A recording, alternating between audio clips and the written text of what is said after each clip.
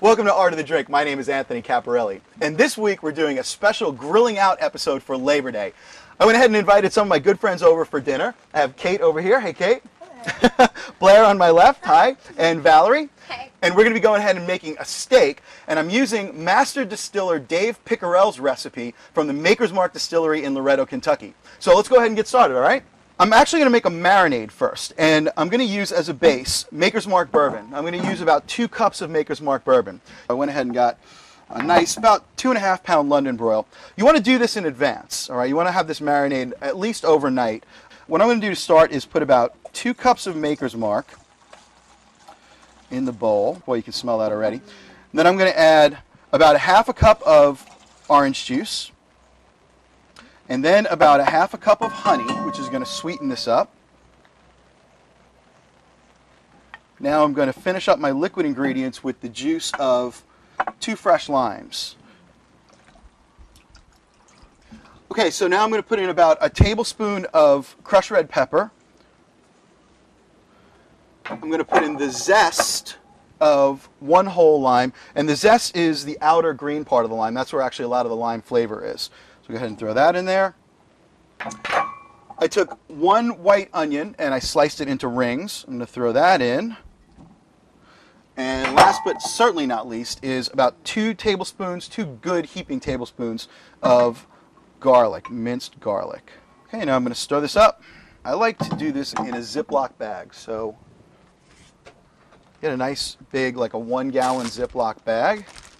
Go ahead and throw your steak in there. Very good. Not too bad, right? Okay, so all this goes in your Ziploc bag, and then you want to get as much air out of it as you can, and then seal it. Okay, so here we have a London broil that's been marinating overnight, and it's time to grill out. A couple things when you're grilling. I always like to, when I'm doing steak, I like to start everything on high, cook on high, and that's going to sear the steak, and it's going to seal all the juices in. So I have my grill cranked way up high. I'm going to go ahead and put this on.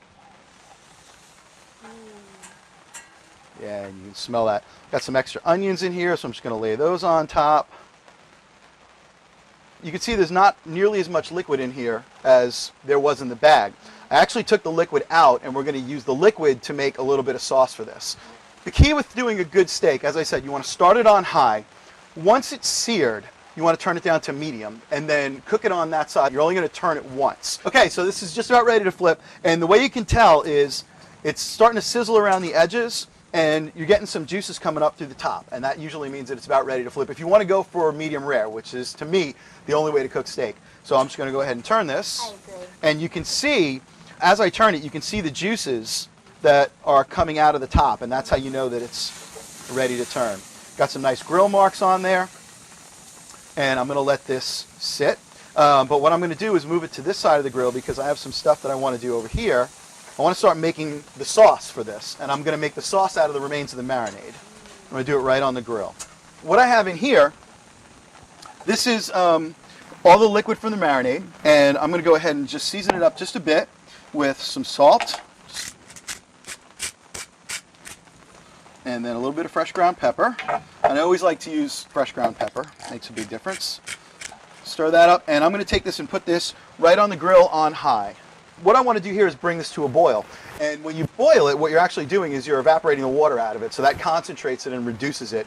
Okay, so while we're waiting for the steak to cook, this is Art of the Drink, so I'm going to go ahead and make a Maker's Mark lemonade, perfect for the deck. That's fantastic. And we're going to do this in a pitcher, which we've never done a drink in a pitcher before, but we're sitting on the deck, and I'm not going to make individual drinks. Most people don't want to make individual drinks at barbecues. I'm going to start with about 4 ounces of Maker's Mark.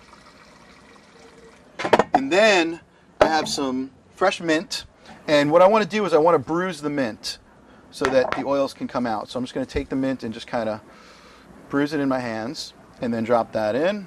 And I'll do 2 good sprigs of mint. And this is 1 fresh lime that I've just cut up into nice thin slices. Go ahead and put that in as well. And top this whole thing off with a good quality fresh lemonade. Stir it around a little bit. Let that steep for about 30 minutes, and it should be just about perfect for when the steak comes off the grill. Okay, so our sauce is starting to boil. It's reducing really nice. I want to go ahead and thicken it up though. And what I'm going to do is put some cornstarch in there. Now, when you use cornstarch as a thickener, if you just take the cornstarch and sprinkle it in, you're going to end up with clumps. So you want to dissolve it in some water first, which is what I did. Now, the other thing that'll give you clumpy gravy is if you go ahead and put this in the sauce while it's on the heat. You always want to take it off the heat first. And then put the cornstarch in.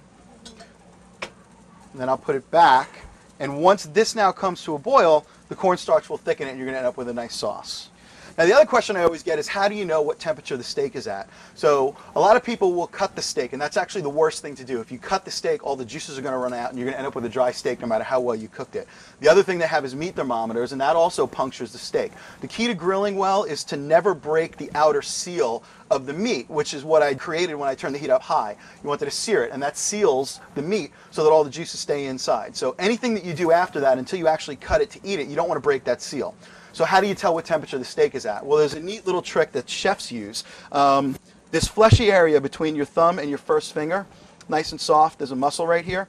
If you completely relax your hand and you touch that, that is actually what raw steak feels like. Okay? And you'll see chefs poke the meat, and that's what they're feeling for. They're checking for doneness. So that's raw. If you take your fingers and just lightly put them together, that's just going to put enough tension on that muscle, and you push on that, that's going to be medium. And if you push them together as hard as you possibly can, that's well done.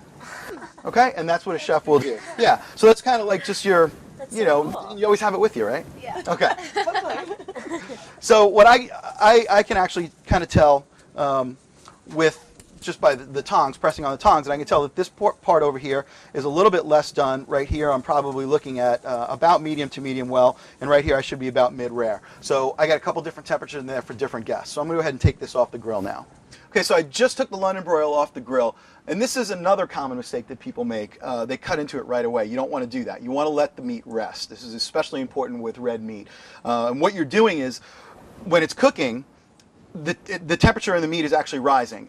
The high temperature inside the steak is trying to force all of the fluids out of the steak. So keep it in. Exactly. So what you want to do is you want to allow that steak to now start to cool down just a little bit, and then the liquids are going to go back into the meat, and now when you cut it, you're going to get a nice juicy piece of meat. Instead of the first cut, all the liquids run out onto your plate. They're all on your plate. They're not in the steak. Again, you end up with dry meat. So I'm going to let that rest for just about 3 or 4 minutes, and we can go ahead and enjoy our Maker's Mark lemonades until then. Now, the last thing, when you're cutting a piece of meat like this, you want to cut it across the grain. It's going to eat a lot more tender that way because you're actually doing a lot of the work that otherwise your teeth would have to do. So the grain on this steak actually runs the length of the steak, and you can see, you know, this is a good indication, this break in the muscle of the grain of the steak. So I'm going to go ahead and cut it across the grain. I'm also going to cut it on a diagonal. I'm going to cut it into nice thin strips, and I have a nice medium on the end here, and it's going to get more and more towards the rare side as we go into the steak.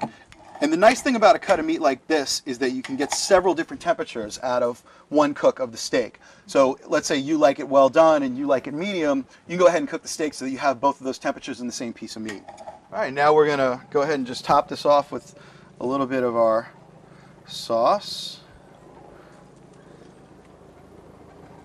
So what do you think? Ready to dig in? Absolutely. I hope you enjoyed our bar to barbecue recipes with our Maker's Mark London broil and our Maker's Mark lemonade. Salute, ladies. Salute.